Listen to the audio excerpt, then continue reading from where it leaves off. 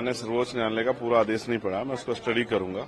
और मेरे आज भी याद है कि मैं लगातार लाइब्रेरी जाता हूं, कॉन्स्टिट्यूशन असेंबली की जो डिबेट्स हैं, जब ये रिजर्वेशन पैटर्न आया उसको स्टडी करने के लिए आज भी मुझे उस पर जाना पड़ेगा। बहुत इंपॉर्टेंट है क्योंकि डॉक्टर बाबा साहब अम्बेडकर के जो है बहुत सारे जो हैं बातें चर्चा उन्होंने जो है उनके कोर्ट्स को उसमें यूज किया है। लेकिन बड़ी बात यह है कि एक पॉलिसी हमने अंग्रेजों के समय से सुनी थी, डिवाइड एंड रूल। मुझे ऐसा लगता है कि ये जो एकजुटता शेड्यूल कास्ट शेड्यूल ट्राइब के लोगों में हो रही है उसको तोड़ने के लिए डिवाइड एंड रूल की पॉलिसी को इख्तियार किया जा रहा है। अभी मुझे इसमें यह भी जानकारी करनी है कि माननीय सर्वोच्च न्यायालय में जिन जजों ने ये ऑर्डर किया है उसमें से SC/ST के कितने, ये बहुत इंपॉर्टेंट है। अगर आप वर्गीकरण करना ही चाहते हैं तो मैं चाहता हूं कि सर्वोच्च न्यायालय से इसकी शुरुआत होनी चाहिए।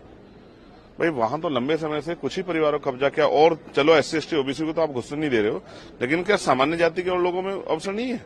तो उनको भी आप मौका नहीं दे रहे हो। तो अगर आपको करनी है किसी वर्गीकरण की शुरुआत तो शायद वहीं से की जाए, सर्वोच्च संस्था। नीचे से क्या करना चाहते हो? क्या मॉनिटरिंग किए कभी SC/ST के जो आपने ऑर्डर किया था रिजर्वेशन प्रमोशन का? आपने कहा सरकार दे सकती है, क्या कभी मॉनिटरिंग किया आपने? SC/ST का बैकलॉग भरा गया, कभी आपने मॉनिटरिंग की? SC/ST पे जो कास्ट एट्रोसिटी हो रही है किन जातियों पे हो रही है, आपने कभी मॉनिटरिंग की? क्या आपको जानकारी है कि क्या आंकड़े हैं SC/ST को जो रिजर्वेशन मिल रहा है नहीं मिल रहा है? उनकी आर्थिक स्थिति के क्या आंकड़े आपके पास? बंद कमरे में बैठ के कुछ भी फैसला ले लिया जाएगा। और मुझे फिर कॉन्स्टिट्यूशन के साथ खड़ा होना पड़ेगा। आर्टिकल 341 क्या कहता है? क्या ये आर्टिकल 341 का वायलेशन नहीं है? आपने इकोनॉमिक वीकर सेक्शन के आधार पर EWS के फैसले को जो है मान्यता दी थी, क्या वो एंटी कॉन्स्टिट्यूशनल नहीं था? तो बहुत सब चीजें। और फिर एक और जस्टिस हैं बेला द्विवेदी जी, उनके फैसले को भी उन्होंने असहमति जाहिर की, उसको भी स्टडी करना पड़ेगा। तो इसलिए कह रहा हूं बहुत बड़ा विषय है। अगर कोई हमें बांटने का प्रयास करेगा किसी गलत मंशा से, अगर वास्तविकता में नीचे जो लोग हैं उनको उठाना चाहते हो, तो जो जितना NFS करके संविदा, लेटरल एंट्री और तमाम तरह से ठेकेदारी करके जो SC/ST की नौकरियों खाया जा रहा है उस पर क्यों नहीं आप स्टैंड लेते? तो ये बहुत कुछ है इसमें देखने के लिए। अब इसको देखेंगे और फिर प्रेस करके प्रेस क्लब में अपनी पूरी बात विस्तार रखें, क्योंकि ये बड़े समुदाय का मामला है, ये मेरे व्यक्तिगत का मामला नहीं है। ये एक बड़े समाज का, जो आजादी के 75 साल बाद भी, जिसको हम अमृतकाल कह रहे हैं, सरकार अमृतकाल कह रही है, और जिसको कह रहे हैं विकसित भारत, उसकी 5वीं देश की, दुनिया की 5वीं अर्थव्यवस्था की जहां बात हो रही है, वहां SC/ST कहां खड़ा है?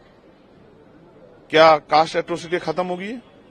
क्या जाति के आधार पर क्या स्टेटस बदल जाता है? एक IPS एक IAS बनके, जज बनके क्या शेड्यूल कास्ट शेड्यूल ट्राइब का स्टेटस बदल जाता है? तो इन फैसलों के पीछे अगर कोई गलत मंशा नहीं है और वास्तविकता में इनको ऊपर उठाने का, तो इसको पहले स्टडी करना पड़ेगा।